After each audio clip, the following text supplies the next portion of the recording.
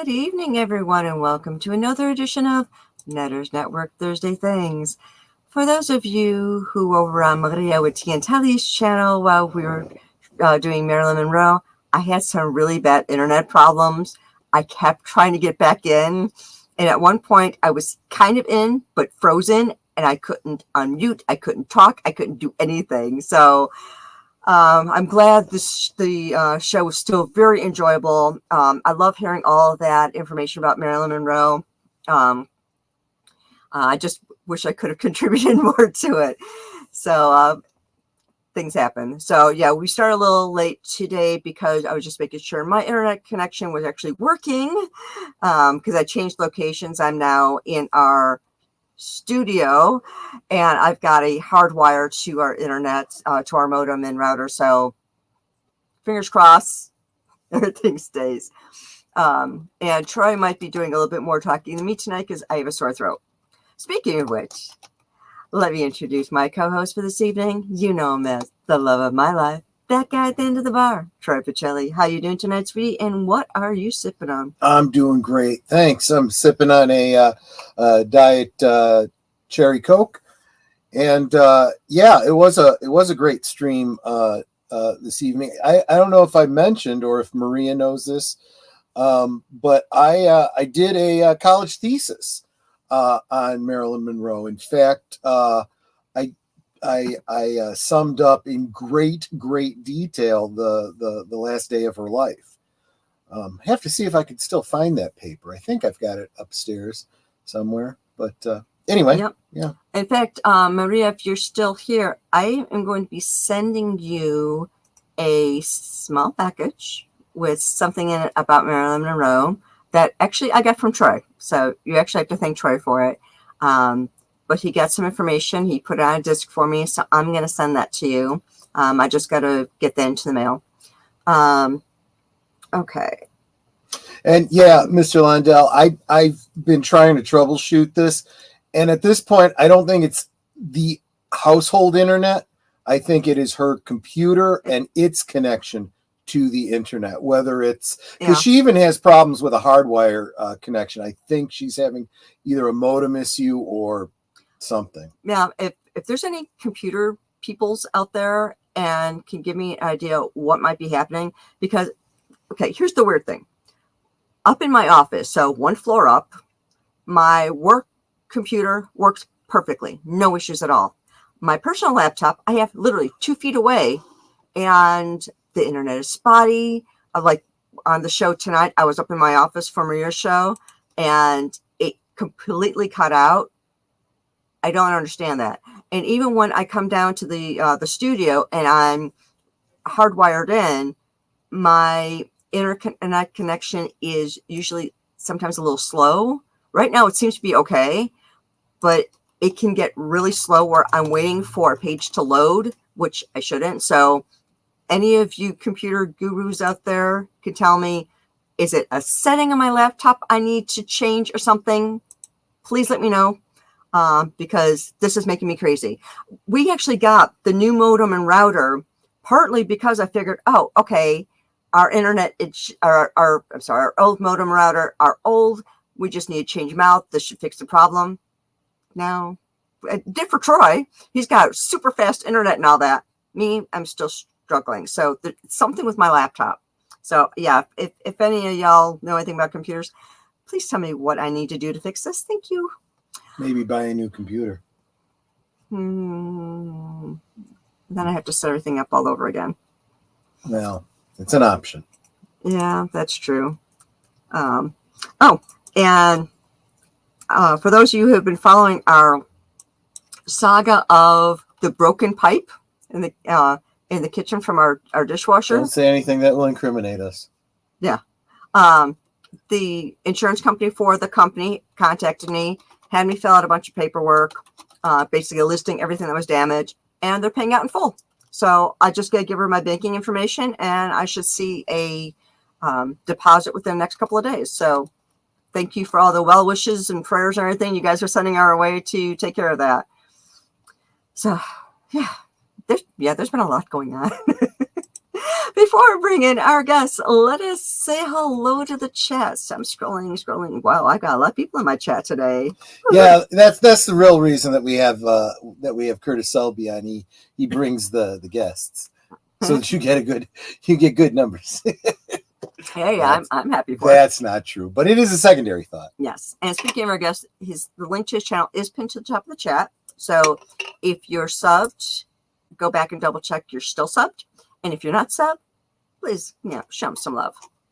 So starting out tonight is our guest for tonight, Curtis Selby. He was in at 11:46 a.m. He was a little excited about the stream tonight.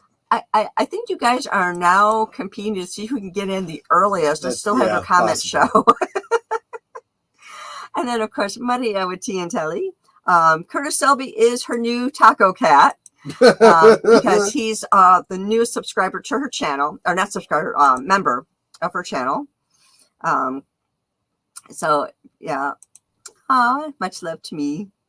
Lady Myst coming in at 4:43, so still early. It's like all my peeps like coming in early.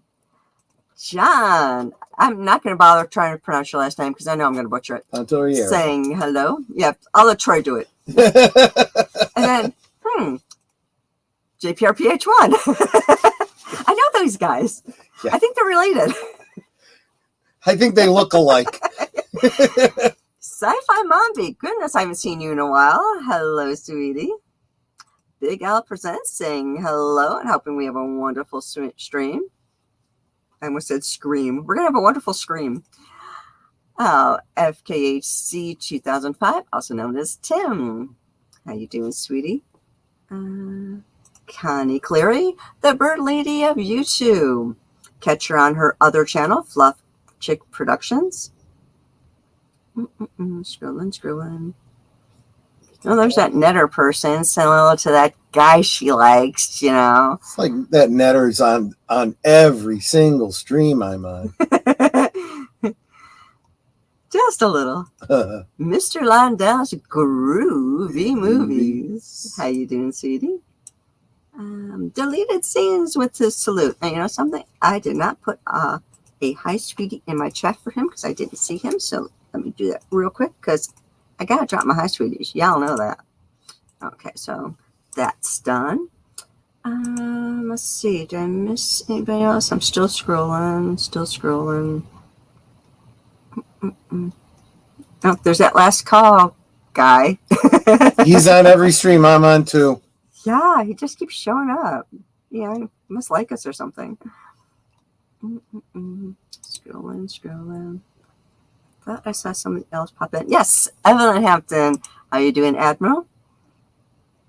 And Jessie Guajardo. How you doing, sweetie?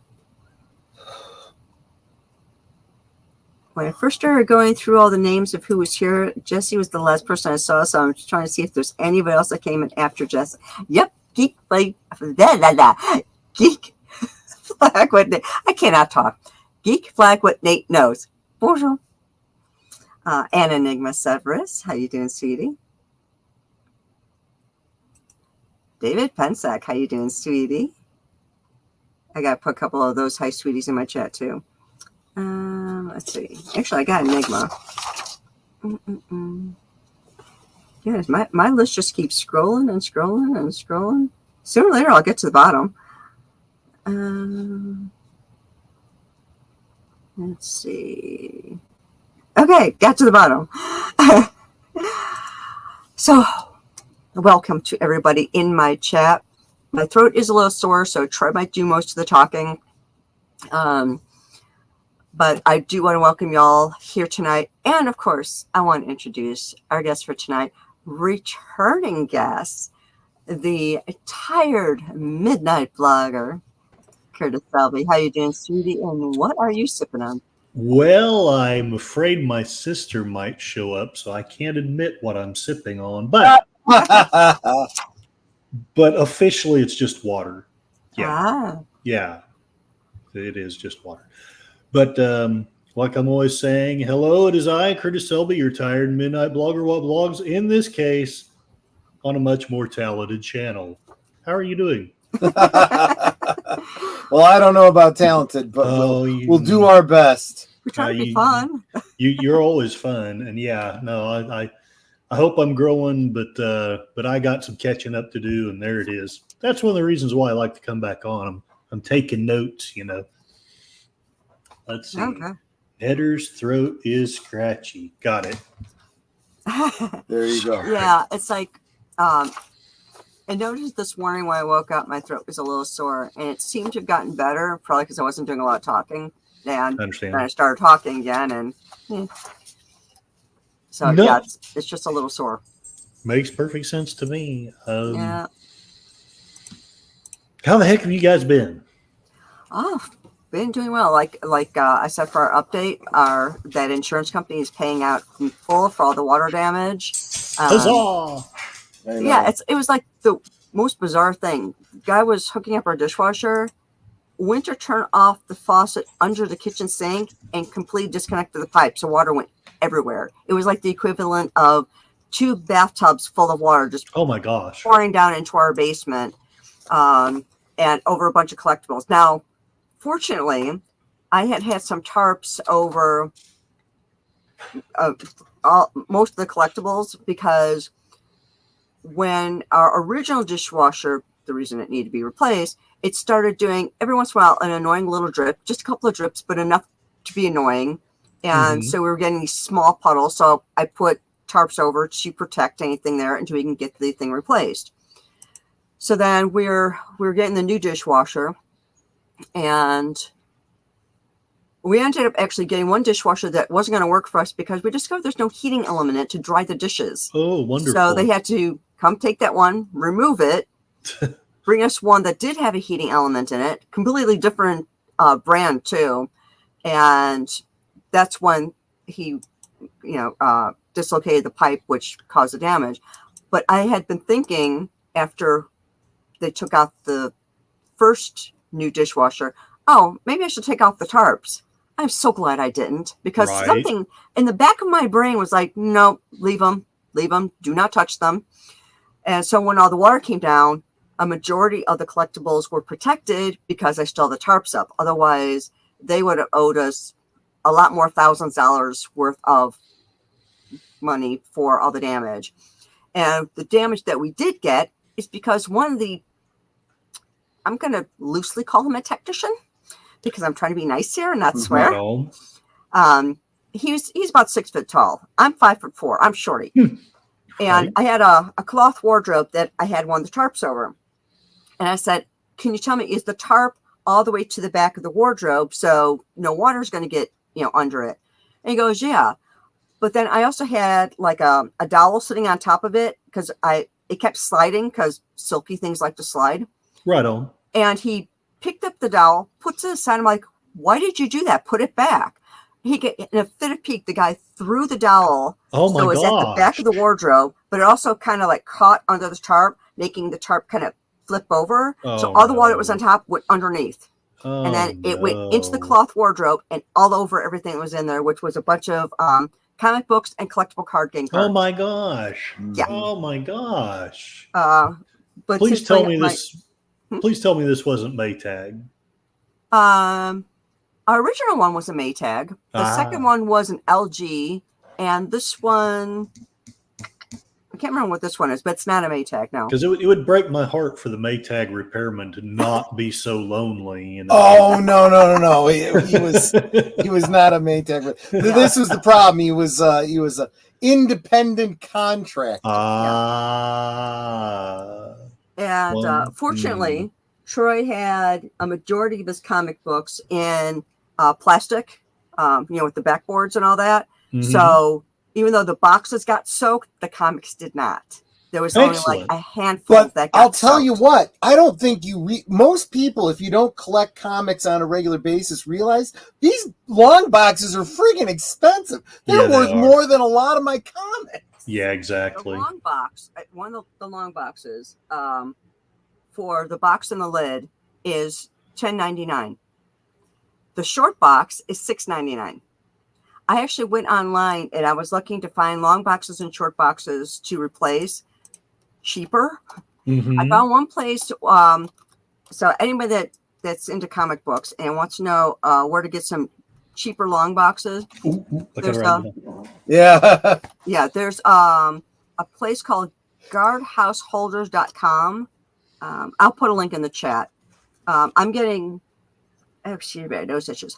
I'm getting 10 long boxes, which are normally $10.99 each from other sellers or more for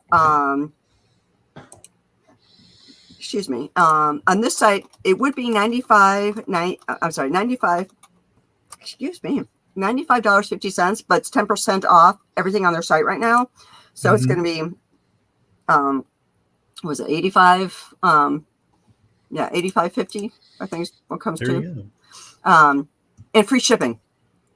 See, now we need to get them as a sponsor for you guys. That would be nice. This is not a sponsored stream. We're just. I know. I'm just being weird and. No. You know what? It.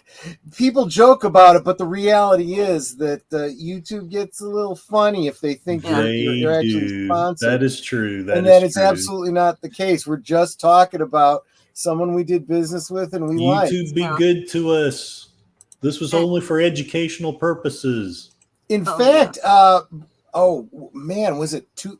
Is it 2 years ago now? It was at least a year ago. I think it was 2 years ago when that whole Johnny Depp Amber Heard thing was going on. Yes. I did a stream about it, and just on a lark, I did a little mock advertisement for Farmhand Tom's I remember that odor eating spray or something like that, and this was a real product. This Farmhand Tom, he literally is a farmhand, and he started making this product because he's shoveling shit all day, right? Right on. So he's spraying down his clothes, he sprays down his carpet, stuff like that, and it really works for him. It's all natural stuff. Yeah. And he put out this special one to kind of capitalize on the whole Amber Heard. And I literally just took the text from his online ad and I read it, and it goes something like, "Did your wife shit in your bed?" And I just go through the whole thing, and I had the background music and stuff. And I'm like, "Yeah, this is really good." And so I played it, and I said, "This is not a sponsored ad, but this is this is a real product. If you're interested, here it is." And then I reached out to him, and I'm like, "Look, I didn't ask you in advance. I went ahead and did this. If you want me to take this stream down, I will. But this is what I did." And he's like, "Oh no, I really like that. That's really free advertising. That's fantastic." I'm like, that could go either way. He could be offended by it, or he could see it as free advertising. Luckily, he saw it as free advertising. He ended up sending me some of the product. So nice. Now I paid for that. Okay. No. He sent it to me. Nice. And, that's fantastic. And so I got to actually try this stuff. It really actually is really good, and it's nice. It's just his regular product with a special label. Yeah. And it says online, limited quantities. Well, it's limited because he prints them as he right needs on. them. But he doesn't say that online, so don't tell anybody. And Carter said that he would be so angry if it was his collection. Right? Oh, right. No. I was pissed. He was beyond livid. Look, and I even said to Netter, I'm like, none of this stuff is like really valuable. There was not a thing that was like that really appreciated in value.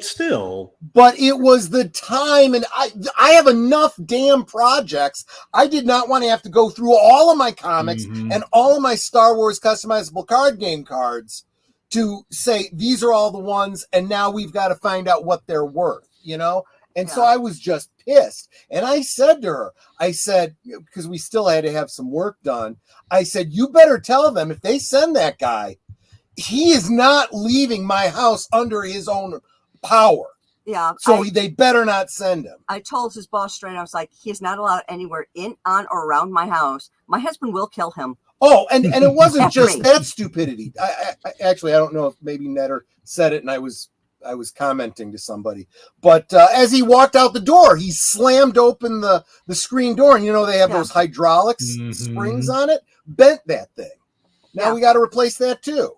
I'm like, you fucker. Yeah. Sorry. Here's Nana. the link to the comic book long boxes. It is in the chat. They also have short boxes. They've got ones that are like they got Marvel pictures and stuff like that all over them. So they got all kinds of different ones on there. But the long boxes, this is the best price I found. Free shipping. I mean, you can't beat that. Woo! So my order, if I were just to get that, proceed to check out. I'm still looking for short boxes. I just forgot to add them to my total. So right now, come on, tell me the total.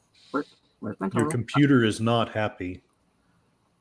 My computer's not happy? Yeah, I think. You know what else they have? They got really cool display boxes for coins. I might have to get one for this one that Evelyn gave. Great idea. Oh. And for anyone who was on my last stream, we have both an example of how capitalism should be working and an example of what you can expect if we descended to communism, both in this stream. Yep. So. Yeah. And I wouldn't be surprised if we don't at least touch on that in tomorrow night's stream, although that won't be my focus, but yeah. Exactly. Yeah. Oh, wow. They got really nice wood boxes for collector's cards, too. Yeah, they got just about everything. Wow. So for these 10, the long boxes, the really long ones, long corrugated comic book storage box and lid. So they do come together. It would be $95.50, which comes out to $9.50 wherever every place else. It's $10.99 each or more. One of them I went to, they wanted $25 for one box. I'm like, what? Yeah, it's crazy. So they got 10% off the entire store. So that means if I just get the 10 long boxes, it's $85.95 free shipping. So yeah, if you're comic book collectors or really you got trading cards or anything, they got boxes for that too. They have things for coins, paper money, stamps, everything. So yeah. That's cool. I got to check out the short boxes now so I can add them all, do them all together because it's like, hey, free shipping. Can't beat that. Oh, they got those mailer boxes. You know, like when you get your ISOM and stuff, from what's his name? It's those kind of mailer boxes. Okay. If I get a single short box, because for whatever reason they don't have these ones in multiples. So for the short boxes, it's $6.85, which is still better than $6.99. Yeah, it's better than $10. Wow. Well, the $10.99 was for long boxes at our local comic shop and other places I've seen online. The short boxes are $6.99 at our local comic shop. And I've seen them like $11 or more online, but this one is not bad. $6.85. You're still saving something. Right on. So, yeah. Let's see if when I go in there, does it give me multiple? Oh, I guess wait a minute. Tax per case 10. Oh, there you go. You can't tell me it's $6.85 for. It's probably price per. Oh yeah, it's probably per box or something. Probably. Okay, so quantity so that's going to be another $66.85 minus another 10. Okay, so I am looking at if I do 10 long, 10 short, after the discounts, it's $147.60 and then whatever taxes. For what is that, 10, 15 boxes or 10 long boxes are $95.50. 10 short boxes are $68.50. But then because it's 10% off the entire store, my subtotal of $164 becomes $147.60. I get $16.40 off. That's cool. Now I'm having visions of us on one of those late night infomercials, and Netter doing that Vanna White thing, and you can get this for anyway. But wait, that's not our final That's price. not all. Yeah, that'll have to be your line. I'd be the Joe Tribbiani guy, There's got to be a better way. Yeah, exactly. Oh, Back in the day, I could sell ice to an Eskimo. Oh, that's fantastic. She did, because, back in the day, they had the Home Shopping Network, and Netter got me this, speaking of comics, this was right right after the big hoopla about or right in the middle of the death of Superman. Right on. And it came with all of the sealed comics that were in that main title. The big magazine. What was it? The fictional magazine from Metropolis that talked about the life and death of yes, as if it had advertisements in it, like from the businesses in Metropolis and stuff like that. Right. And and she got. I still have that actually. That was not affected by this. I think the last because it's been ages since I actually collected. I still occasionally buy something, but I haven't collected in ages. The last one I got was when he proposed to Lois Lane. That should tell you how long it's been since I've actually truly collected. Okay, this is interesting. I figured it would be the $147.60 plus tax. I just paid for the order, so it was originally $164. I got $16.40 off, cuts 10% off everything in the store. No shipping, no tax. So my total was $147.60. Oh, who was it who said? David said. So, is there going to be a long box construction build party? That actually would have been a good idea. But we didn't get that many just yet. I just got a couple from my local store.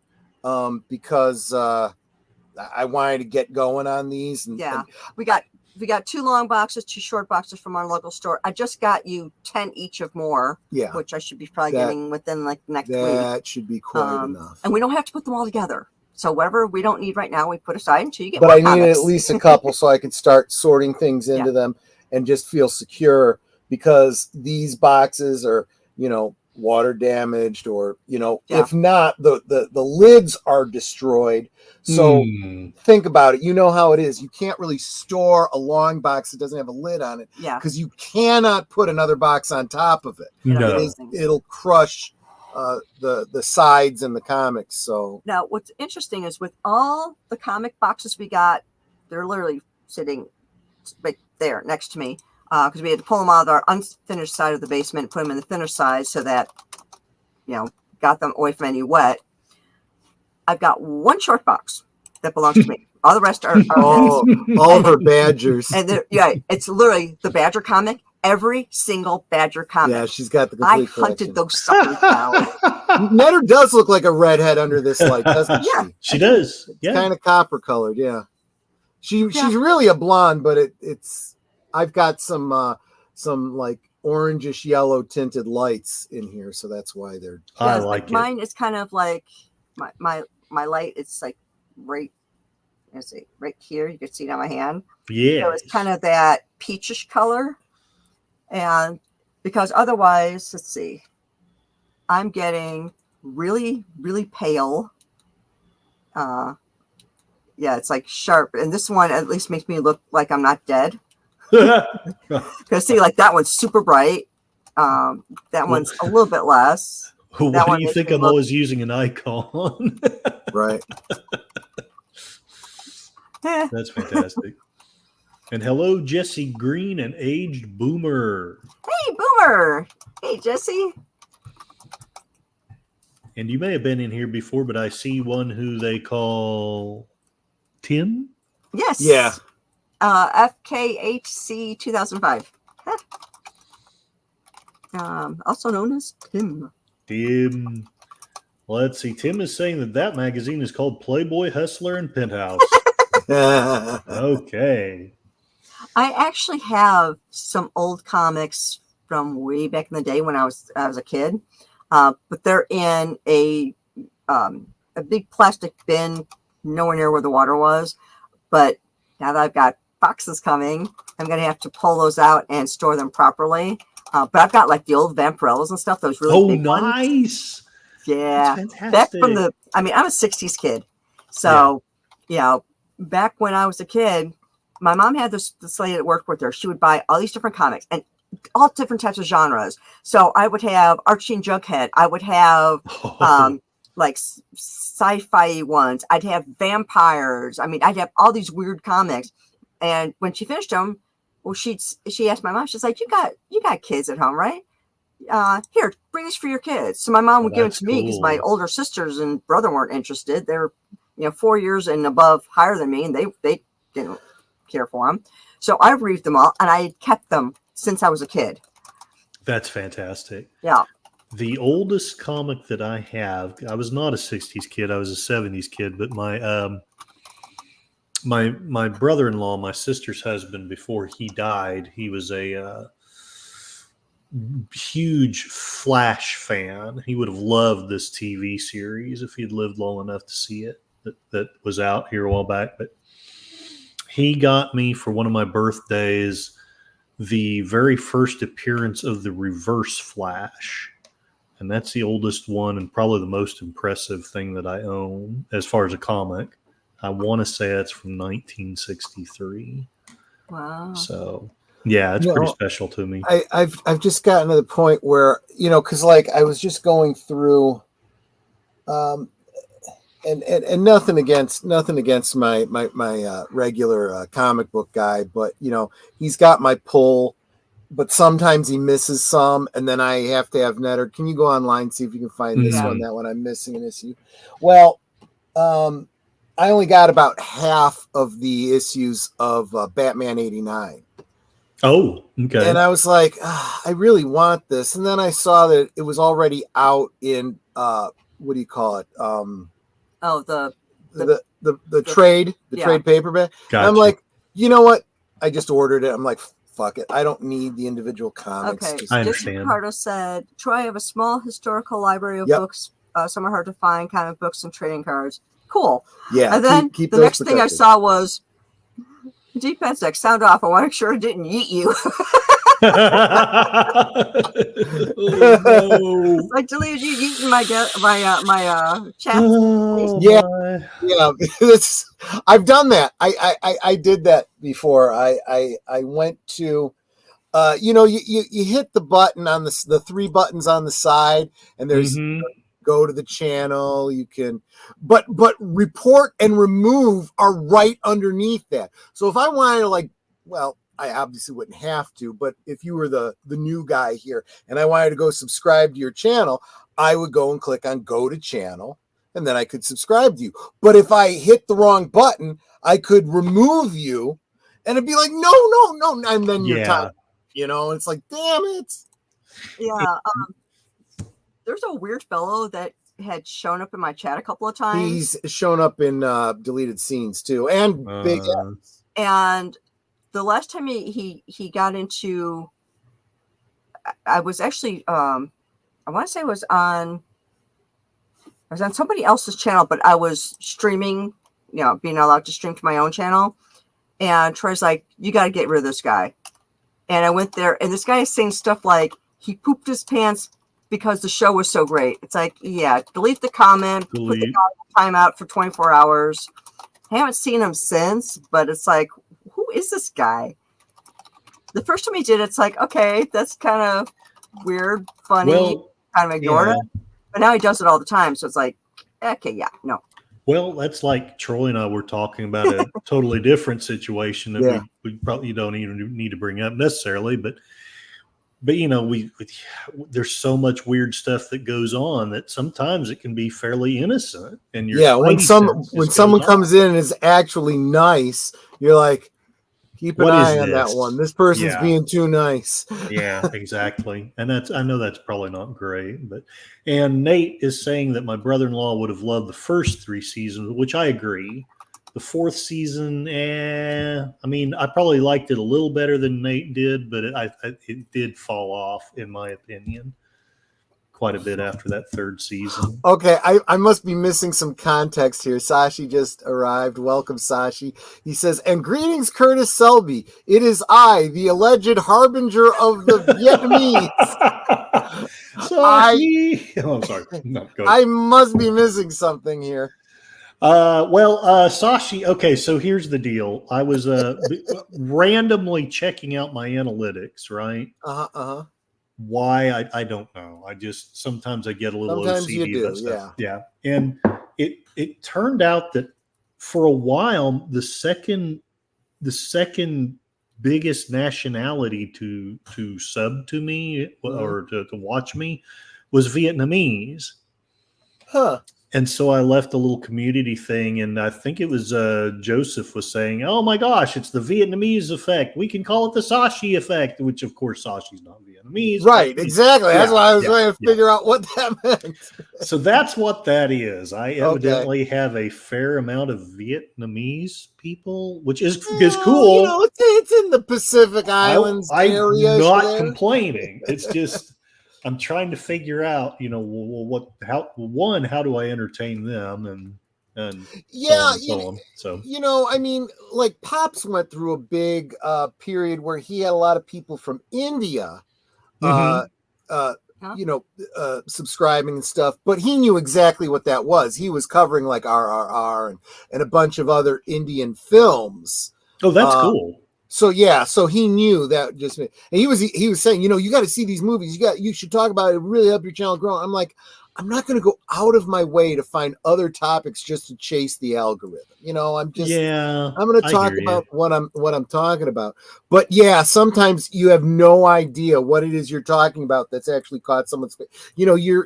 You've been doing some political streams, maybe. I have, and I don't know that was my intent ever on the channel, but times have just gotten weird. Well, that's why I'm doing the stream tomorrow. I just felt like I never do talk about politics. I want to talk about it. Damn it, it's my channel. It is your channel. Yeah. If it blows up my channel, well, oh well.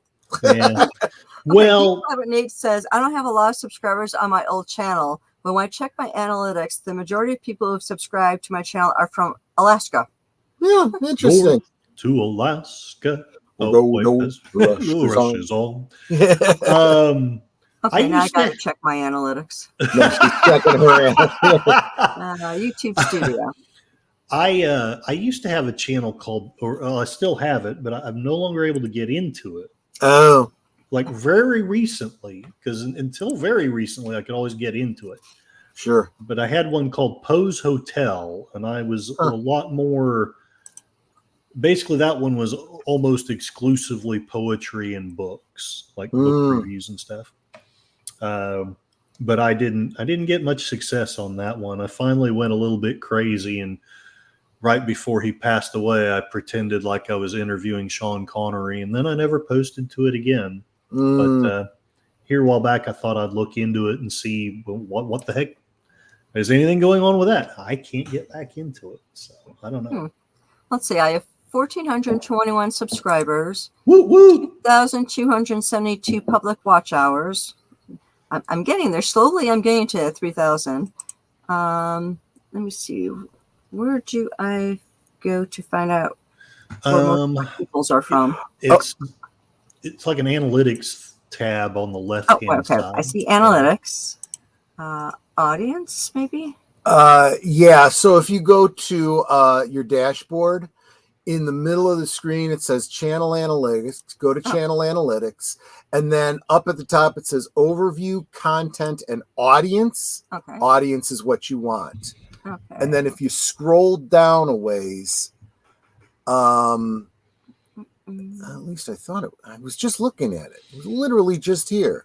Oh, I want to say there's like 4 tabs, and there's it's either the second or the okay. The one most of my people, 52% are from the United States. America. 0.5% are from Australia. 0.5% are from the Philippines. 0.5% are from Canada, and 0.4% are from Indonesia. Oh wait, I can see more. Ooh. And yeah, so I have United States, Australia, Philippines, Canada, and Indonesia. Cool beans. Mine is 81.8% US, 0.1% Canada, 0.1% UK, Indonesia, and Philippines. It's like I'm trying to see if I can. Oh no, that's watch hours. That's not views. If it can tell me, like.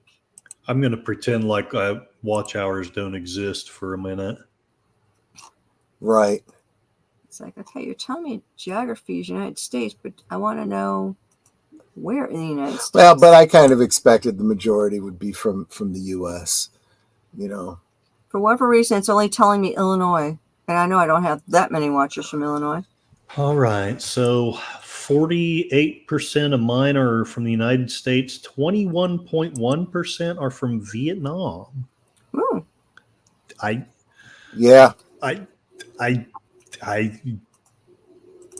mean, it's cool. Don't even get me wrong.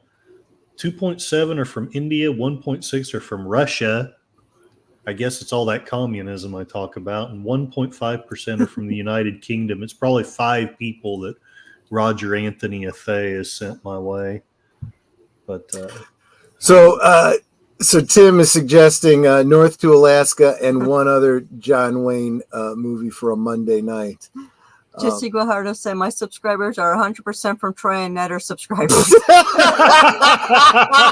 That could be, because we're always saying go subscribe to each other. Yeah.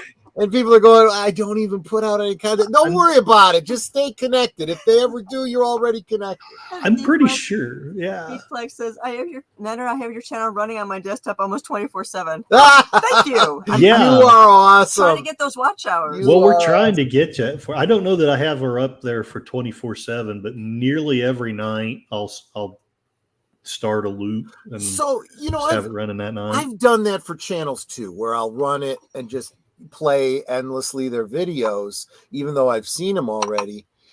And YouTube doesn't seem to have any problem with it. Then I'll be sitting there watching some stuff and it'll pop up. Are you still there?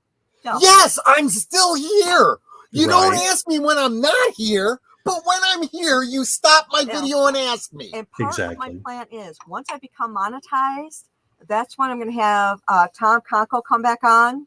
And I'm going to be giving away the signed copy of Trouble Is My Business. Yeah, there you go. That I thought gives for us sure good she was- incentive right there. She was going to say, as soon as I get monetized, I'm going to retire. Oh, yeah, right. That's it. I quit. I'm tired of doing it. I'd have to get super chats every single stream like you did the very first day that you were monetized before I could even consider something like that. Well, I said that if anything happens to this position I'm at, I'm probably going to, give you full-time YouTube a go, because what's there to lose, right? You might as well. Well, it's like, who was that YouTuber? I don't remember. I think he's Australian. Now, it could be British. 32. Oh, yeah. He literally quit his day job to just do YouTube full time. And he even talked about it in. He even said, what am I, insane? Yeah. But I decided to give it a go. He did a stream on like answering questions, and he goes, yeah, I just quit my job out of the blue to do this full time because I really wanted to be committed. And it was either do this and succeed, or I had no way to live. He had nothing to live on because he had nothing else to fall back on. He had some savings, and that was it. Yep. So he had to make a go of it. Well, it's funny they say that. For a while I was watching channels about how to get subscribers and how to do this and how to do that, and like I think all of that advice would probably be good, but I need more talent to do the stuff that they're saying. Anyway, this guy was recommending that as soon as you get monetized, but as soon as you're making, I can't remember what he said, like as soon as you've earned as much money, even if it is like a fifth or something of what you usually make, you should quit. And I was like, what? That's awfully... Yeah. But he was saying by that time, if you have any real talent at all, you will catch up pretty quickly. I don't know if that's true. I just know that's what he said. Yeah. So.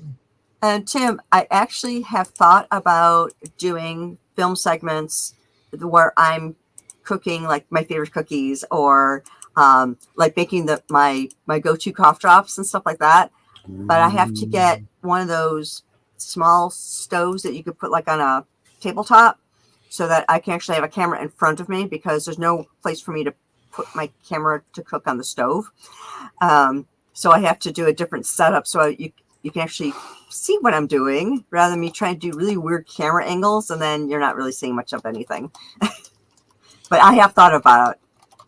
See, great things mind alike. That actually is a good idea. And I know Stark of Iron. I'm sure most of you know him. If you don't all know him, Yeah. He lost his job recently, and he seems to be trying to make a go. But he's like insanely talented. It's crazy how good his singing and some of his presentations are. Yeah, it's like as opposed to us amateurs who know nothing.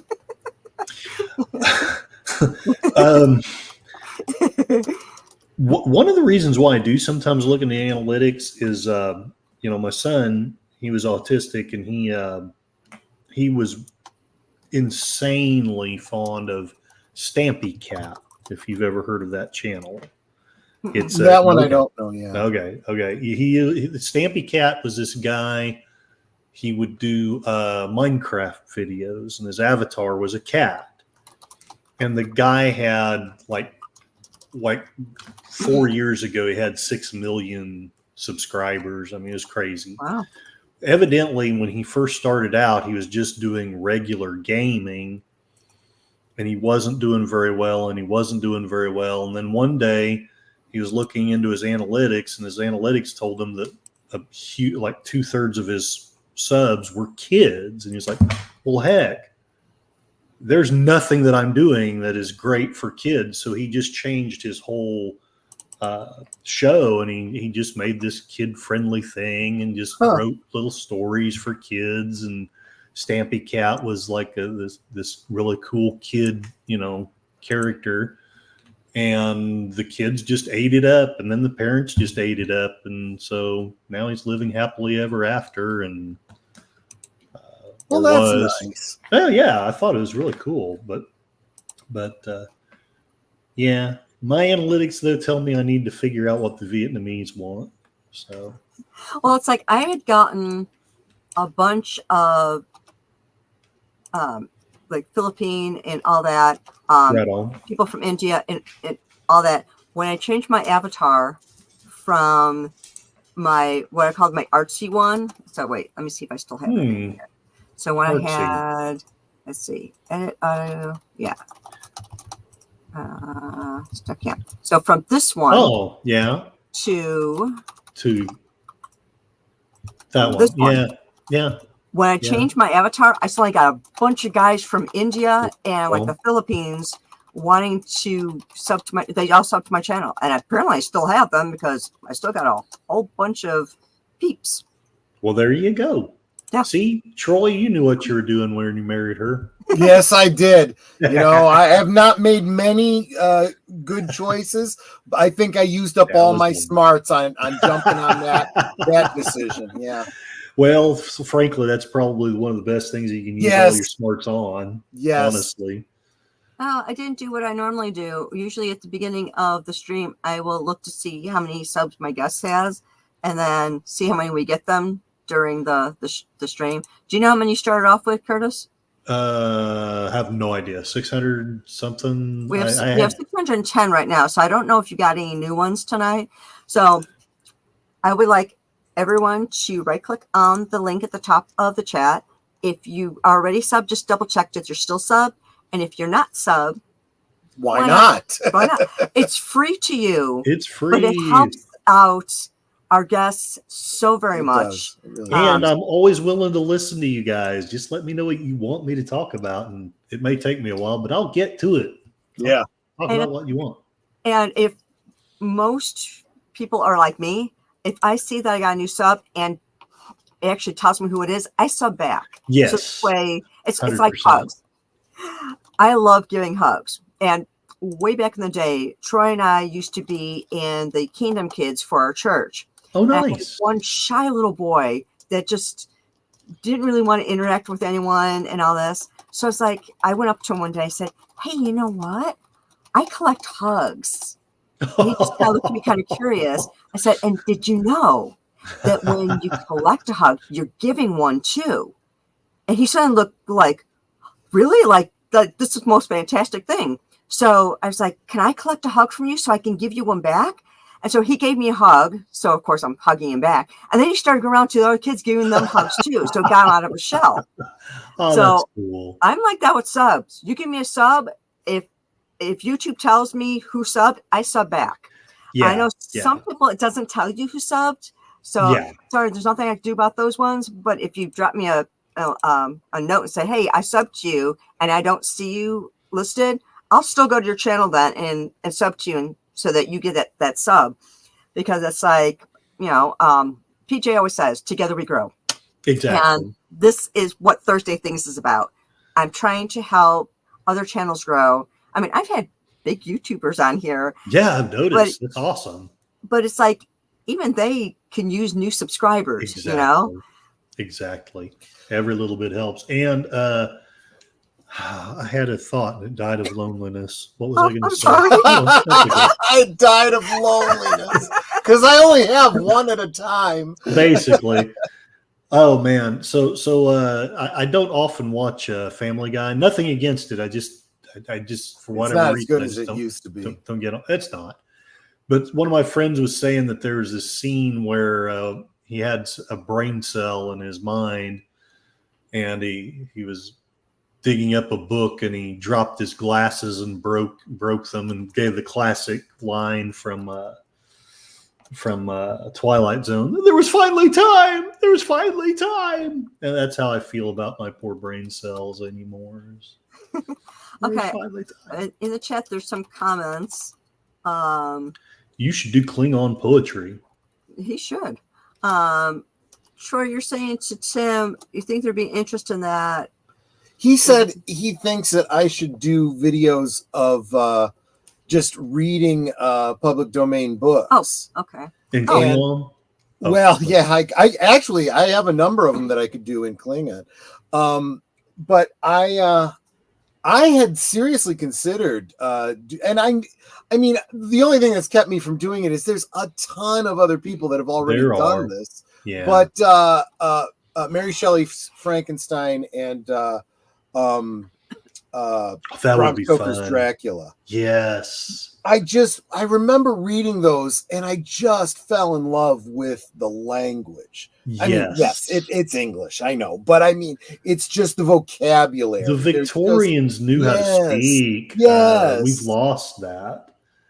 It's like, if I did any like readings or whatever, I'd have to change the way I speak. So, when I first come on to the stream, how I'm greeting everyone, my voice is a little bit different. And then as the stream goes on, this is the way I normally talk. Right. So I would have to go back to good evening. Wow, you would get the subscribers. Let me she tell would. You. She would. Right? Talk about bringing the smolder. Jeez. Yeah, it's like it's just a matter of changing the inflection and right on, slowing it down a little, and this is how an ASMR channel starts. Yes. So, what's your point? I'm not saying it's a bad thing. I'm just saying, find the time and do it, man.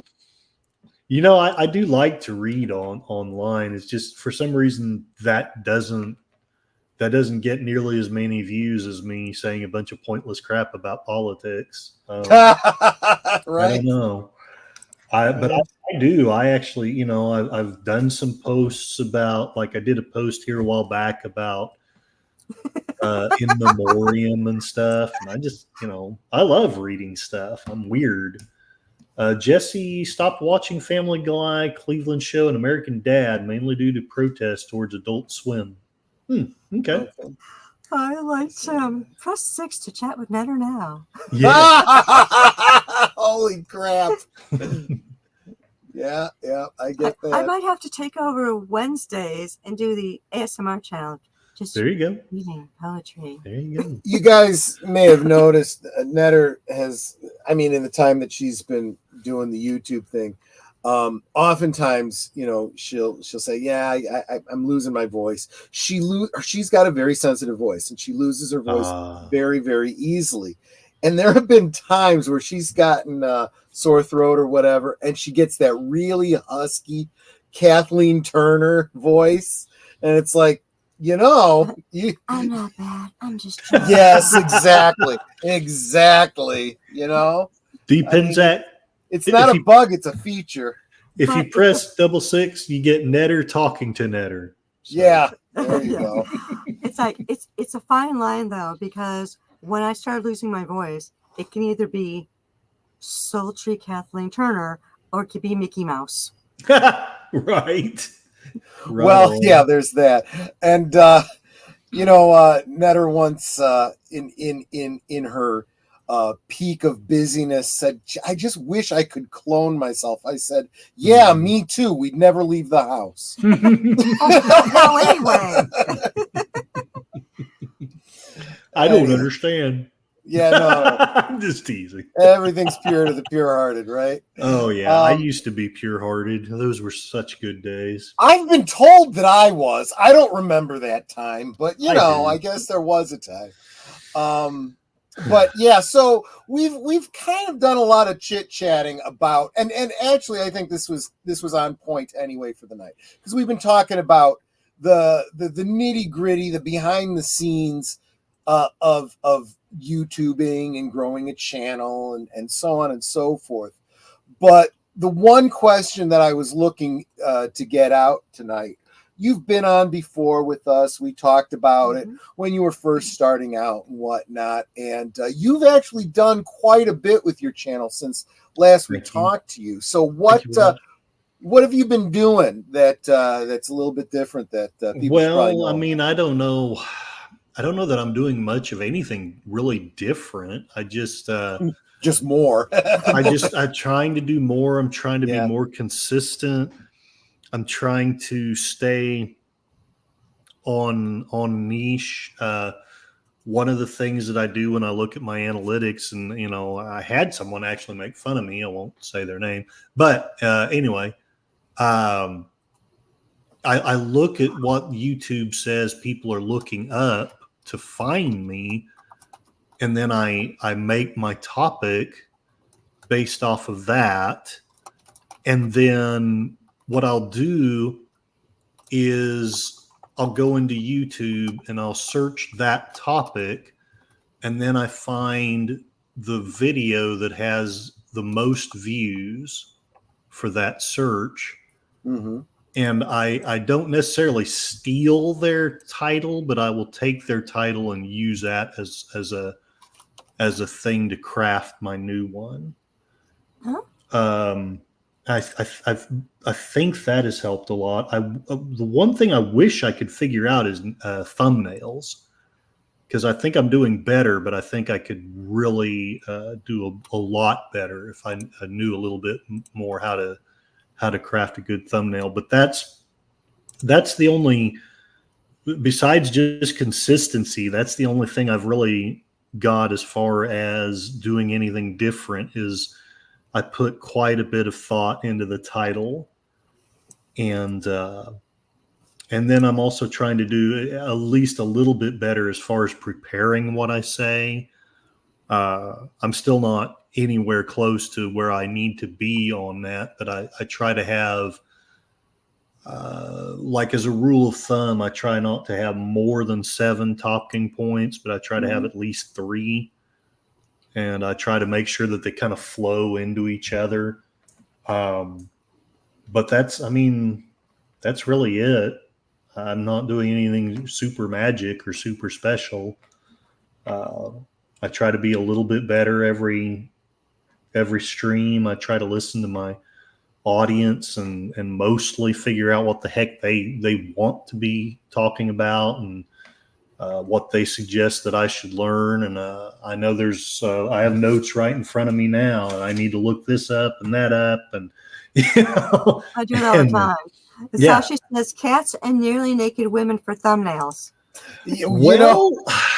I will tell you, there's a YouTuber that I won't call him out because maybe he doesn't want to be called out. But he's in the community, and I like his channel. He stops by every now and again, and his thumbnails They are just all clickbait. There's no doubt about it. And in fact, I shared out one of his streams just to share a stream for him.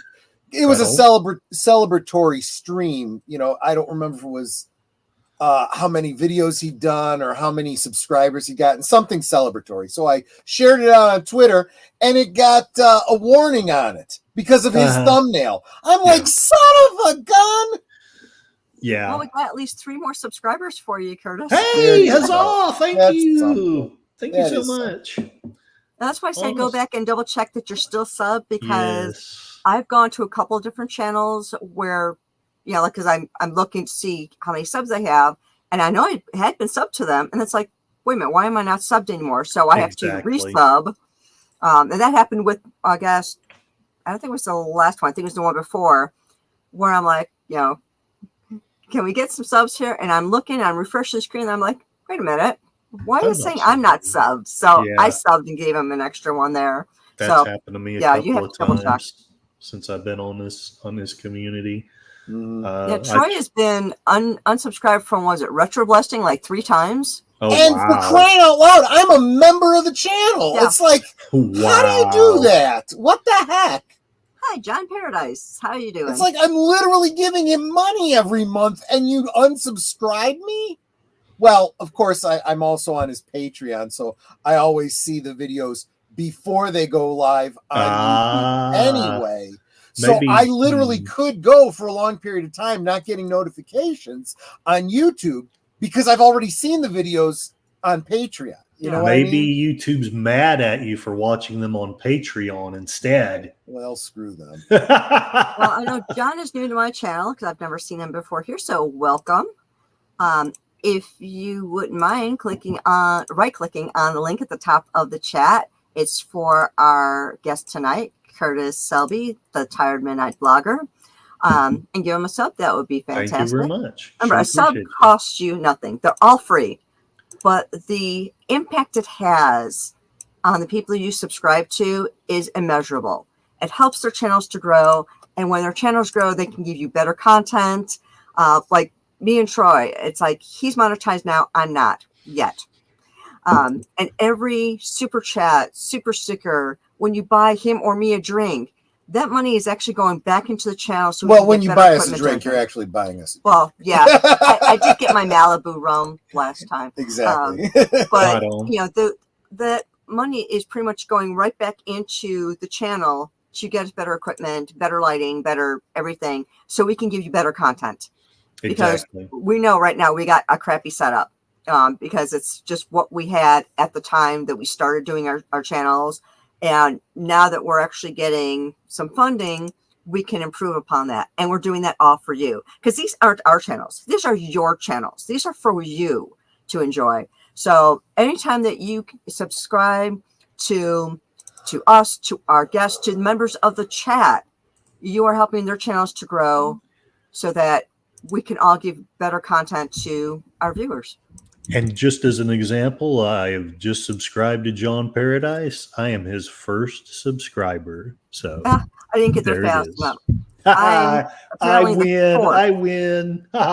Sorry. Well, now he has 4 with me at least. Let's see. Yep, I'm number 4. Day for you and John Paradise. And John Paradise, right?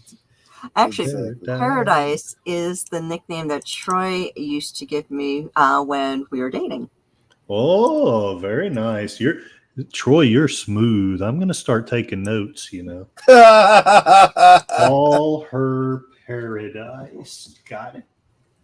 And he had told me that he actually picked out that name as a affectionate name like years earlier. He just knew that this was the name that he was going to give the love of his life, and that happened to me. So I'm the only one he's ever called Paradise. Yep. Yeah, most of my romantic memories are ashes, so I don't really remember much about that. Then you haven't found the right one yet. I'm trying to relearn. I am dating someone now, and I don't want to put them on the spot because and you don't want to sound desperate. Yeah. Well, there is that. There is that. Yes. My Klingon name is T2, which is Klingon for paradise. Yep. Oh, nice. Yes. I actually found it in the Klingon dictionary. I'm like, cool, my name is in here. Paradise by the dashboard light. Yep. Well, I can see paradise by the dashboard light. Oh man, when he passed away, that broke my heart. Yeah. I blogged about it. It was just so sad. Now that I've killed the conversation, who wants to start it back up?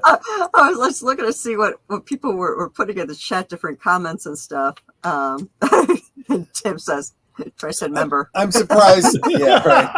I'm surprised nobody Joey said member.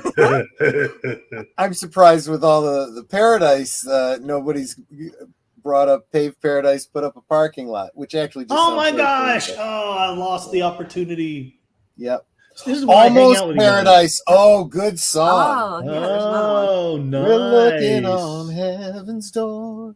Nice. Yeah. See, John's good people. I can already tell just because he's got the right songs in his playlist. Yeah. I don't think so, Nate. What? Who? What? What did I miss? Nate Did said Ron something. Howard pass away? I don't think so. What? so. Oh no! Alexa, did Ron Howard pass away? Ron Howard is still alive. There we He go. is 70 years old. I bet they have one of those fake, those hoaxes that Oh, come yeah, out I about see every those all the week. time. So and so passed away. But don't worry, Nate. I'm fooled by about 2/3 of them myself. It's like, what? I mean, so passed away. well, here's the thing, too. Just always remember that, if you think someone has passed away and they haven't, just wait. Eventually they will. Oh yeah, eventually they will. Yeah, sadly true. I'm gonna be really hit hard when Dick Van Dyke passes away. Just I saying. know. Yeah. He's 99 now, isn't he? I Or believe getting he's pretty close to it Let's if he's see. not. Alexa, how old is Dick Van Dyke? Dick Van Dyke is 98 years old. So Yeah, okay. very So close. Very close. Yeah. And John Paradise said, take me down to Paradise City. I used to listen to that one a lot in college. But Dick Van Dyke, I mean, great. Yeah, I mean, I'm a huge fan of his.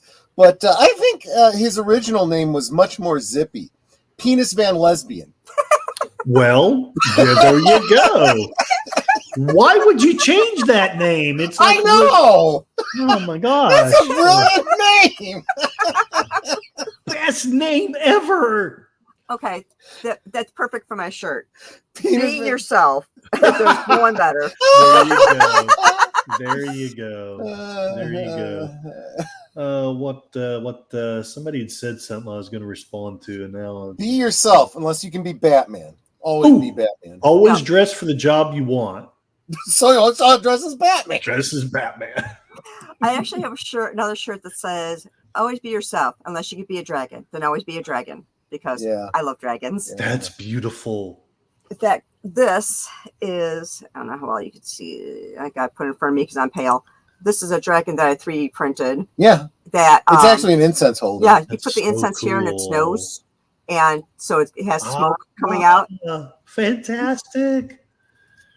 There was a time when I wanted a theme song, and because I didn't realize that the Wild West days of YouTube were over, I was trying to use copyrighted songs, which, as you know, went over like a lead balloon. But Or Led Zeppelin, even. or Led Zeppelin. You got it. I thought that'd be too on the nose, but maybe.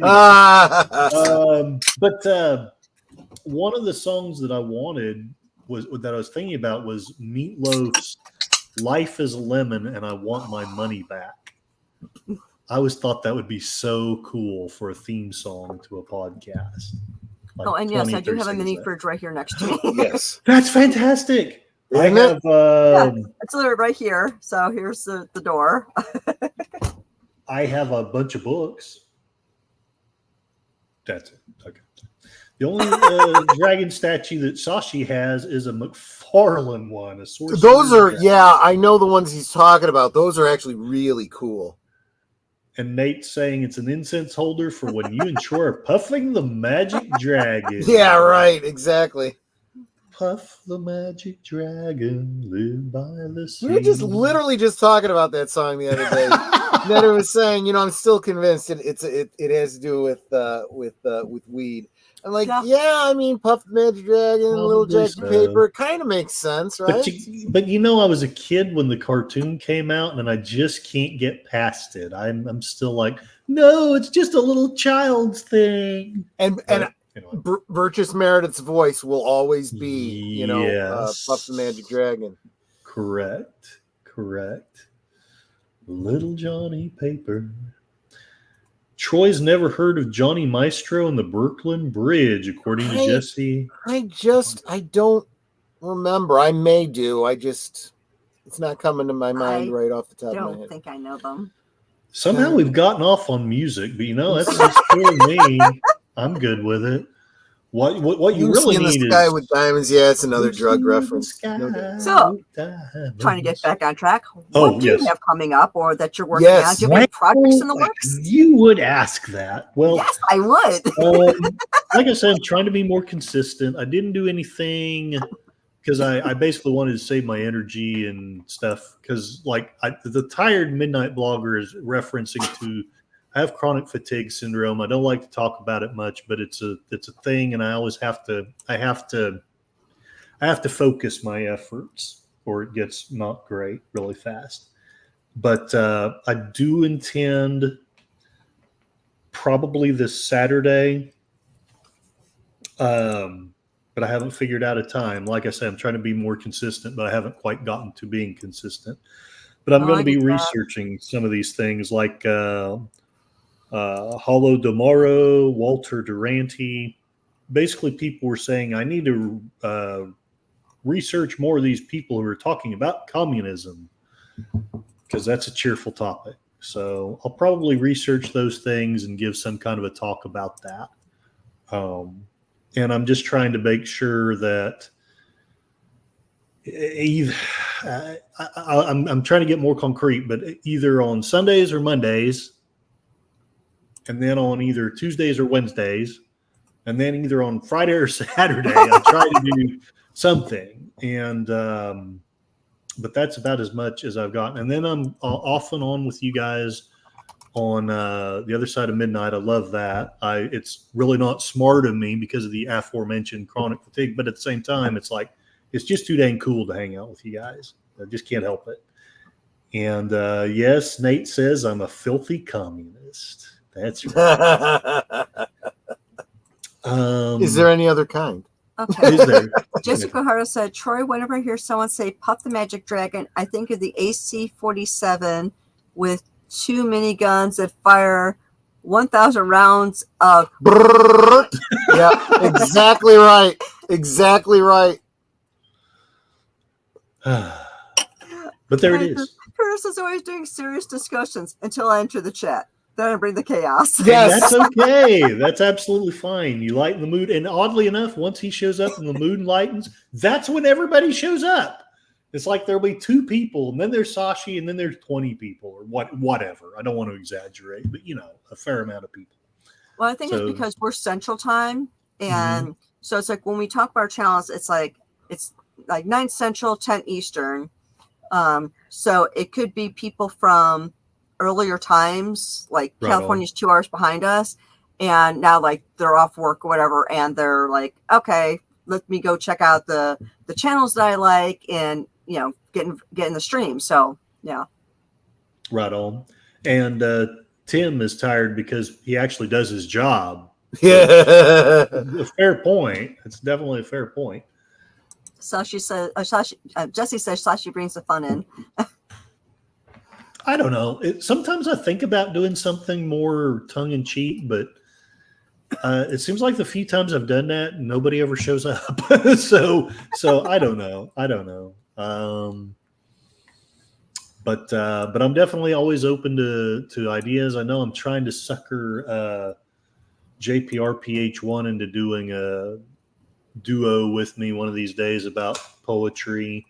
I do want to do more collaborations, like Mr. Lundell and I did one with we did a watch party of Metropolis and a commentary, and I think it, I had a lot of fun doing it. I don't know if I need to rewatch it to see if it really is as cool as I think it was, but it was a lot of fun. And I'd like to do more of those. Nate is asking what my favorite style of movies is. Oh. I'm kind of moody. Like sometimes I'm in the mood for action. Sometimes I'm in the mood for sci-fi. But if I'm going to pick a favorite style, it would be sci-fi, like old classic sci-fi from, back when it was still good. So, but I get into weird moods. Like sometimes I want something really serious, and then my go-to for that is something like The Mission or The Remains of the Day, or just something that's just so depressing it's not even funny. Don't do it, Curtis, says Sashi. Leave the chaos to me. It's my specialty.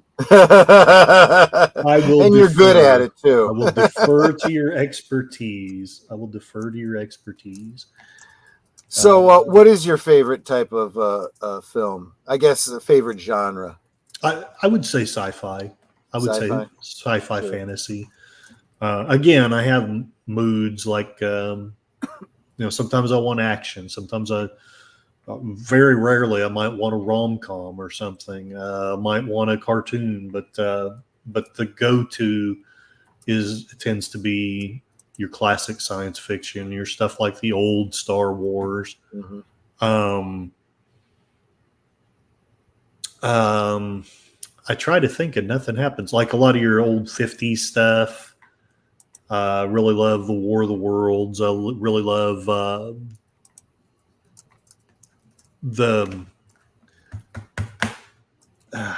I'm wanting to say Pod People, but that's like a bad Mystery Science Theater thing, which I also love Mystery Science Theater just inordinately. I have to be careful about that, or I get to sounding like a autistic person myself, because this episode had that joke and this one had the bots doing this. And I like This Island Earth both with and without the robots. I didn't know until about a decade ago, but I found that I really love old silent films. Some of them really are good. Some of them are amazing. One of the last, I took my son to a silent film. It was The Black Pirate, and they'd done some experiments with color, which I'd known that they had, but I didn't know how good some of the experiments were. It still wasn't nearly as good as, say, the classics like Gone with the Wind or The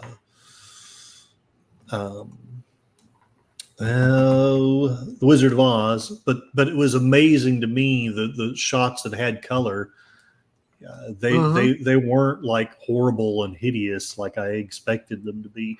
And the silent film on the big screen, it's like any other film. It's so much different. You watch them on these little bitty televisions and you don't realize just how truly epic that would have looked back then. And you still probably don't even on the big screen, but it's closer. That boat, that ship is almost the size of a ship, instead of just this little bitty toy ship in your TV screen. And they had a different art back then, and some of it seems to have been lost. But Tim is saying he loves those early color films. I remember I was once watching the old Phantom of the Opera, and I guess you probably all know this, but they'd done experiments in that film with color, but they'd lost the reels until Turner Classic Movies came up with them. And so there's this scene where the Phantom of the Opera is up on this tower, and he has this glowing red cloak flowing behind him. And I was thinking to myself, if you're back then, it's 1922 or whatever that year is, and you've probably never seen color on a film before, and he's probably 15 or 20 feet tall on that big screen. That had to be incredible.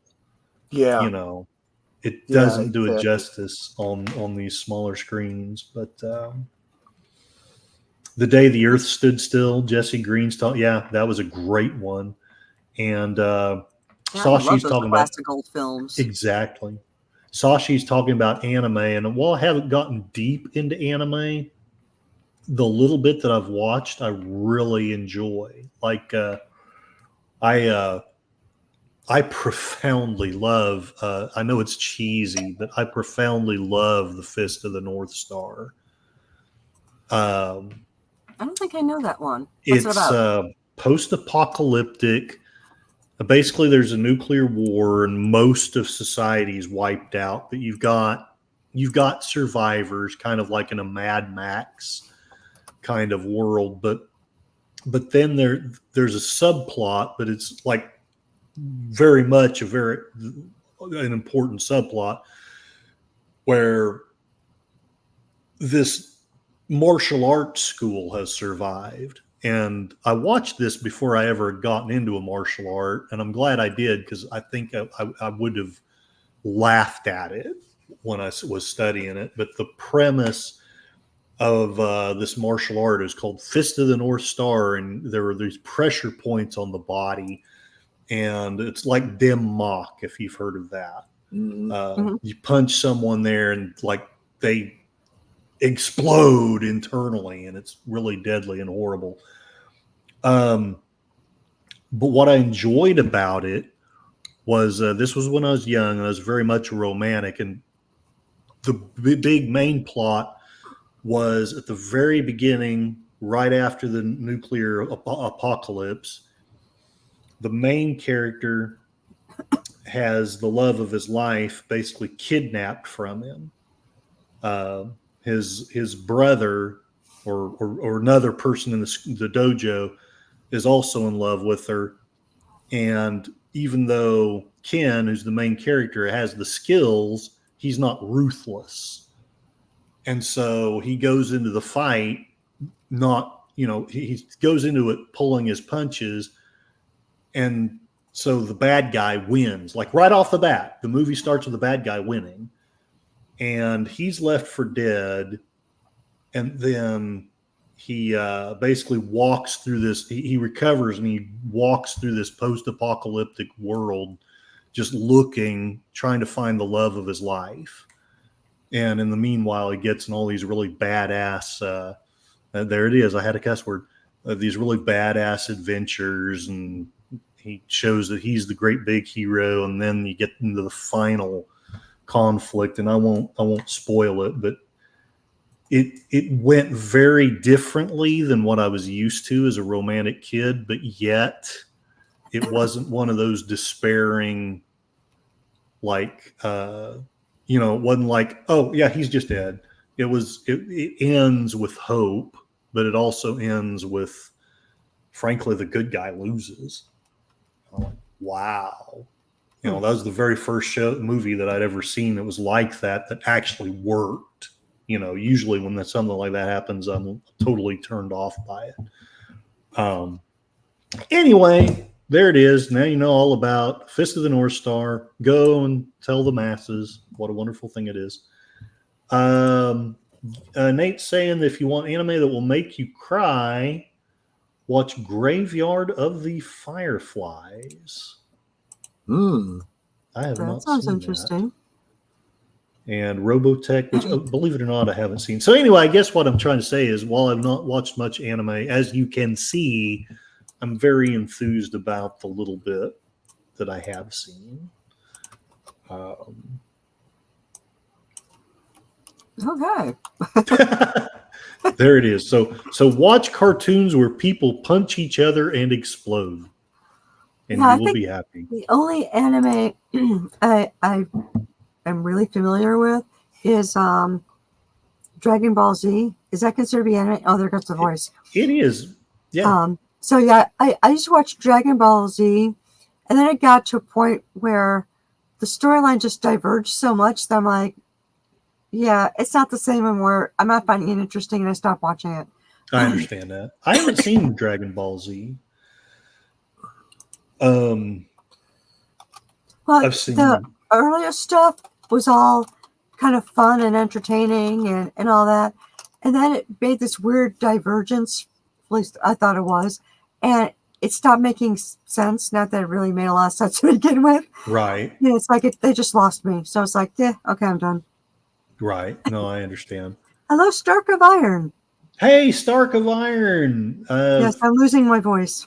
You did a great job with that song on the in memoriam for Bird of Prey 5. And I'm just appreciative that you sang that. Thank you, sir.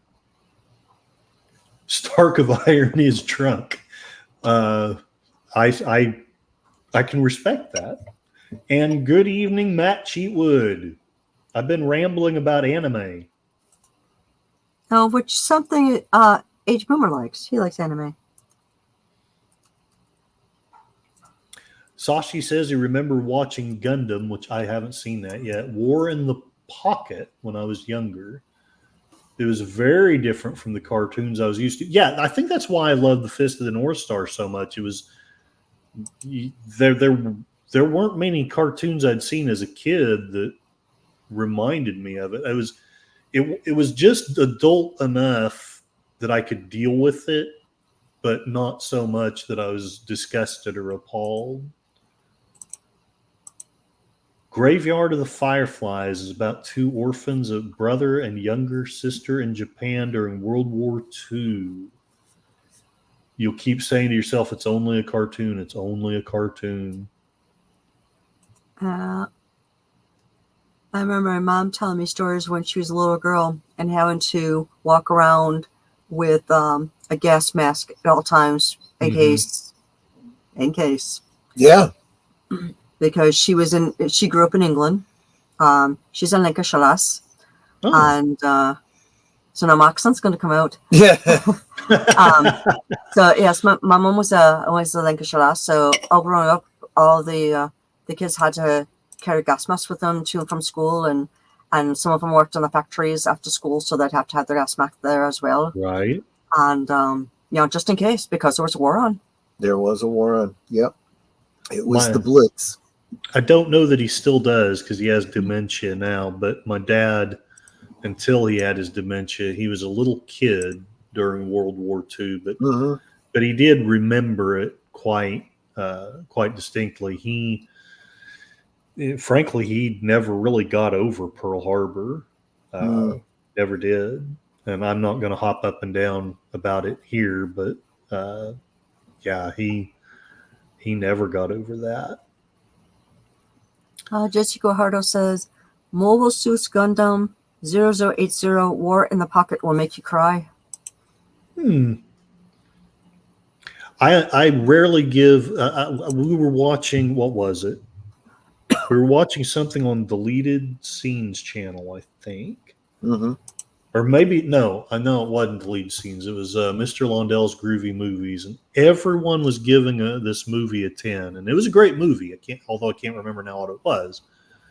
That shows where my mind how good it is anymore. But everyone was giving it a 10. What was it? It was some classic. Oh, no, that wasn't it. It was some classic sci-fi. But anyway, everyone was giving it a 10, and I gave it a 9.8. And people, I mean, they were just kind of razzing, that wasn't serious, but they were kind of upset with me. And the thing is, I don't give a movie a 10 if it doesn't make me cry. Sure. That's my standard. If it makes me cry, it's got to have all the other stuff too. Like The Mission is one of the movies I give a 10 to. Right or Wrong, Braveheart is one of the movies I give a 10 to. What Dreams May Come. What Dreams May Come, man. Yeah, I would give that one a 10. That was incredible. Thank you guys for sharing that. And speaking of deleted scenes, on his last stream, I think it was, Tuesday stream, he was talking about all of his movies. And he goes, and if Netter's ever live, like you see her behind me, these are what he's talking about. Yeah. We have over 1,000 movies. That's and fantastic. that's why I'm going through alphabetically, because I want to make sure I actually hit them and not go, did I do that one? Did I do that one? Did that one? Right. Actually slipping in and out. Yeah.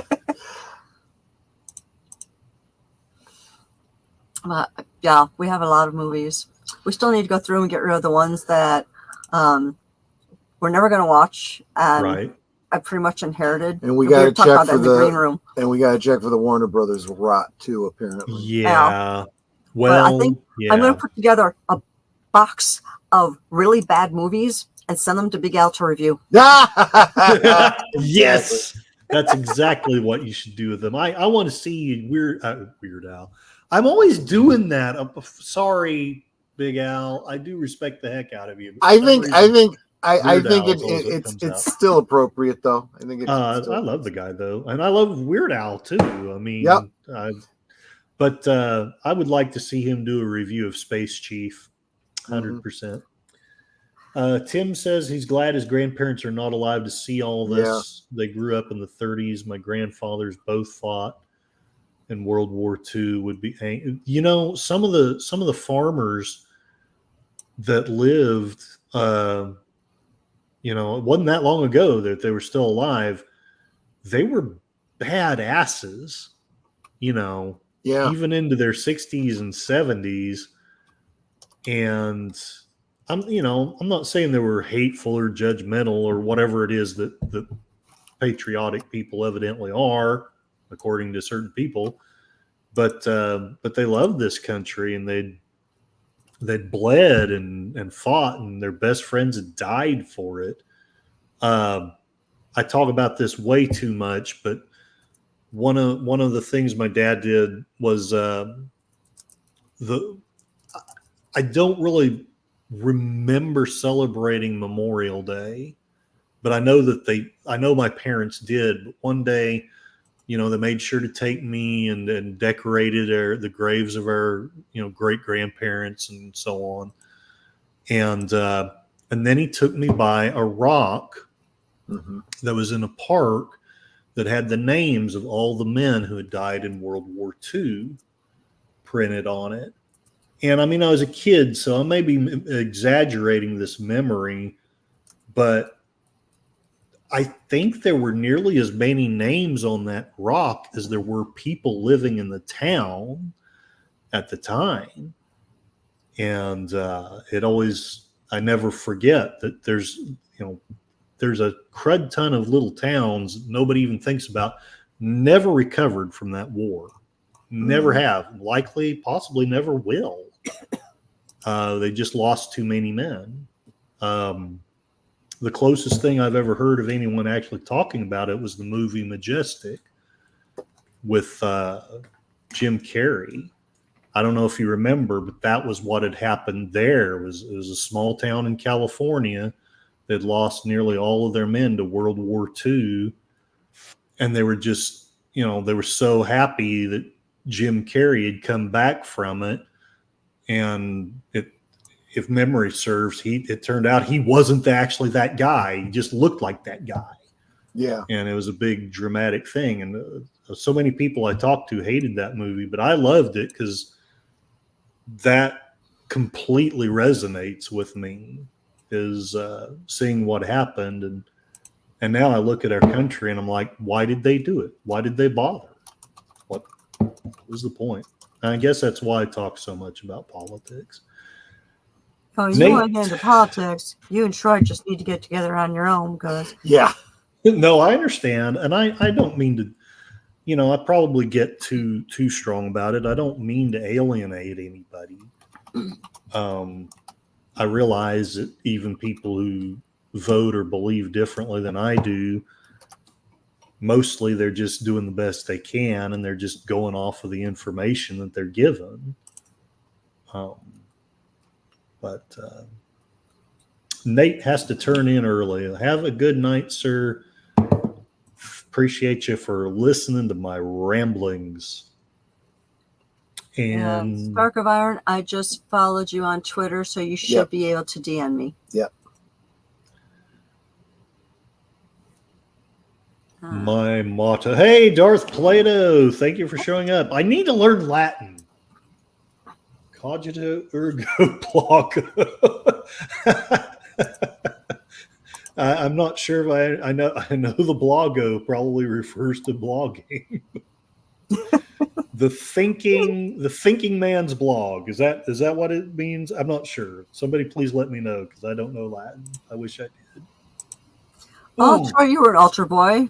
Can you understand that or translate that? Yeah, I'll put it up on the screen. Matt Cheatwood, I think, just did. He thinks, therefore he blogs. You are correct, Darth Plato. I don't know if I think enough, but I think, therefore I blog. I should know that. I feel so stupid sometimes not knowing Latin. Well, as opposed to cogito ergo sum, right? You get these things from context. Although I have to wonder if blogo is actually Latin or just pig Latin. No. The only Latin I know is pu and puella, boy and girl. Ah, see, I know more Russian than I know Latin, and we just won't talk about that. But well, the only Russian I know is from a fish called Wanda. That's an entirely different thing. Hey, that's where I learned German. It was Hogan's Heroes. Oh, nice. I'm not like fluent or anything. It's like oh my gosh. So do you guys know the actor who played? You probably do, but maybe you don't. The actor who played Colonel Klink. Toward the end of his life, he wrote a novel. It was called Fatherland.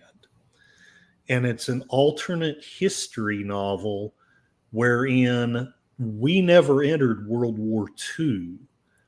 And therefore, Germany won, but since we never fought in it, the Cold War that ensued is actually between us and Germany instead of us and Russia. Huh. And Mustache Man is still alive in the 60s, and he's trying to negotiate, he's trying to negotiate an end to this Cold War.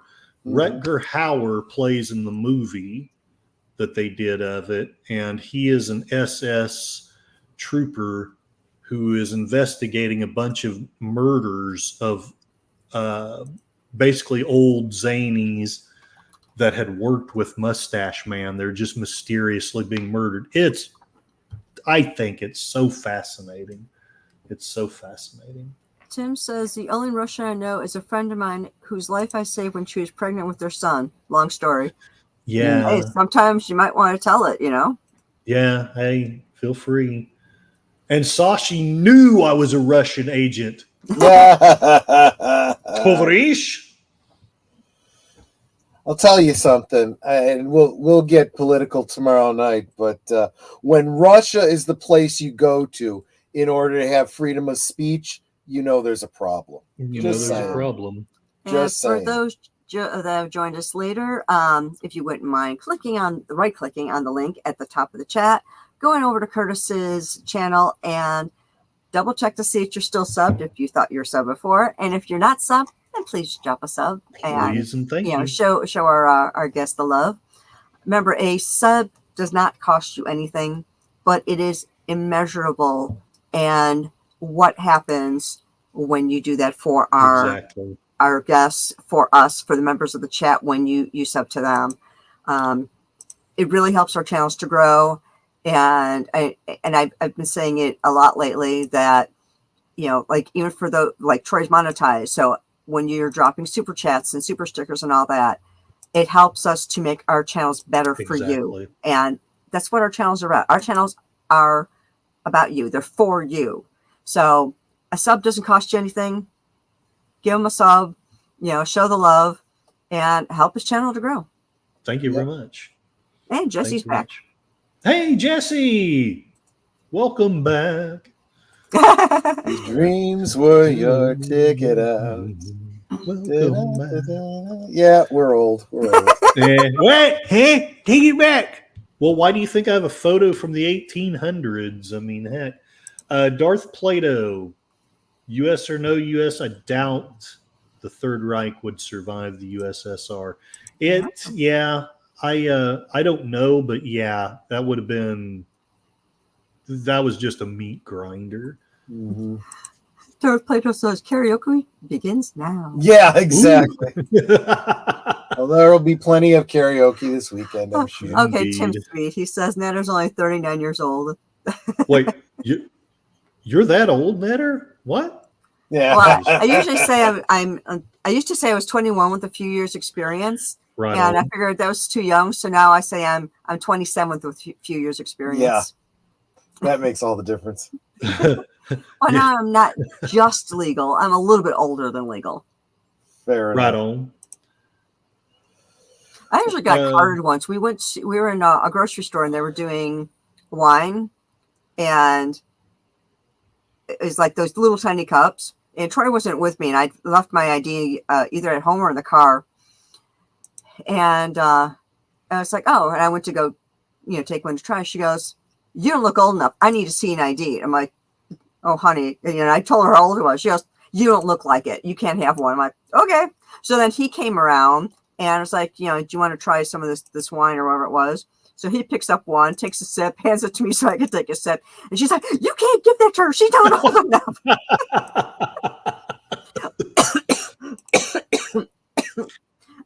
I'm talented. I can choke on air. Sashi says, "Go to Curtis's and await my arrival." Ah, okay. I think my favorite was my daughter was in high school. So she was about 17, I think at the time, 16, 17. Right. I went to go pick her up from school, and I just walked into the building, and I was starting to walk down the hall to the office so I could tell them, can you get my kid out of class? I need to take her to a doctor's appointment or something. And this teacher stopped and he goes, "What are you doing out of class?" I said, "Oh, honey, I'm a mom here to pick up my kid. Yeah. But can you point me in the direction of the office?" And he's just looking at me, goes, "No, get to class." I'm like, "I'm going to the office. Where's the office?" This guy argued with me for like 10 minutes because he didn't believe that I wasn't a student. Wow. Show you my ID? I'm a mom. I'm here to pick up my kid. Right. But that was like nice though. Right. Add deleted scenes. I know you're not sure if Clink wrote that. I could be wrong too, but it's pretty firmly burned into my mind. So either that's true, or I was really drunk when I got the book. What was the name of the book One again? of the two. Fatherland. Let's is see. the name of the Who book. wrote Fatherland? Fatherland. And it's not a big deal. If I'm wrong, well, now I got to find it. Robert Harris wrote Fatherland. Robert Harris. He is apparently it's a 1992 alternative history detective novel by English writer and journalist Robert Harris. Well, there you go. I was wrong. I don't know. I guess maybe he looked like Colonel Clink. I don't know. No, he's much better looking. Is he? I don't know. I don't know what I was thinking. Everything I think is right. No. As you can see, Matt Cheatwoods is in his 50s. People say I don't look a day over 70. Oh, there are some days where it's like I feel like I'm 100 because it's like trying to get out of bed, trying to get going, and it's like, and I'm up before Troy, so I'm up at 7 every morning because I start work at 7:30, and after I finish getting ready for work, I wake up Troy because he starts at 8, so he usually can sleep in until like 7:30, 7:40 or so until I wake him up. Then he just rolls out of bed, goes to his computer, starts working. Yeah. Same as me. I just go into my office, start working. I love that 30-second commute. I really do. Oh yeah, I need to figure something out like that. But well, what was nice is that we both got our jobs during COVID, where everyone was working from home. So it's like works for me. The weird thing is, I had the job I have now, or at least I was working for the same company during COVID, and we were essential, so it didn't make any difference whatsoever. JPRPH1 has solved the mystery. Clink was the reader of the audiobook, and that is almost certainly what I was thinking about. So I knew there had to be a reason why I thought Clink was involved with it. Now I gotta find out his real name. Colonel Clink actor. Werner Klemperer. Okay. There's a name. Yeah, he died December 6, 2000. Colonel Hogan! And that's the only thing I ever saw him in was Hogan's Heroes. If he was in anything else, he was not very memorable. No one has ever escaped from Stalag 13. Supposedly. Tim is saying, you two can say it's 5 o'clock somewhere. Now let's drink. I'll drink to that. Oh, actually, he played Laszlo Kuryasov in The Man from U.N.C.L.E. Really? For one episode. He was also in a movie called Escape from East Berlin. He was in all these German movies. Yeah, imagine that. Judgment at Nuremberg. Mm-hmm. That's what Deleted Scenes is saying. That makes perfect sense that he'd be in that. Yeah, then he was in a handful of TV series, like for an episode. It's like, yeah, nothing memorable. That's like, yeah, I don't remember him in anything else. It was in a World War II submarine movie. Okay. It seems like everything that he was in was like another German movie, and then like said a bunch of television shows for one episode. So it seemed to be doing too much. The older I get, the more I identify with Sergeant Schultz. I see nothing. I know nothing. Yeah, it's like you know that he knew that Hogan and his boys were leaving and coming back, and he would actually see it and then be like, "Nope, I didn't see that. I didn't see that. I saw that. I have to do something about it." Sometimes you just don't want to have to deal. You know, no, like most police forces. Right on. Just saying. Remember, the police, when you call the police, they're not coming to protect you. They're coming to fill out reports. Yep. Yeah, no one likes paperwork. Jesse says he did service in the United States Army during World War II. Wow. All right. We should probably start bringing, because we have kind of run into this for a bit, haven't we? We've done a double show tonight, actually, but it was kind of nice to chit chat. Glad we got to talk. And of course, wouldn't mind having you back on again later on in the year. Well, we'll figure that out. I know I've got another week of vacation coming up in a few weeks, so if you don't have anyone, just let me know. I'm actually booked through October 3rd. October 3rd, open date. Way to go. Right. But speaking of which, let's talk about what's coming up. So today's Thursday, Friday, over on Last Call. What's happening, babes? Tomorrow night we'll be talking about Decision 2024. Just been so much happening in the past weeks and months that I think it's about time that I get it off my chest. I want to talk politics on my channel, so I'm going to do it. Okay. And we'll see if I still have a channel after tomorrow night. Okay, so I cannot help but interject this. Mm-hmm. You don't necessarily have to check my blog out, although there's some good stuff there too. But there's a guy named I can't remember his first name. His last name is Macbeth. Mm-hmm. And I've been sharing it everywhere I possibly can because he's not a conservative. He often criticizes Trump, but he takes that little thing, that meme that's been all over the internet, and breaks down how truthful it is. And I will just let you look for it and see it because it won't sound as impactful coming from me, but it's not very accurate, and we'll leave it to that.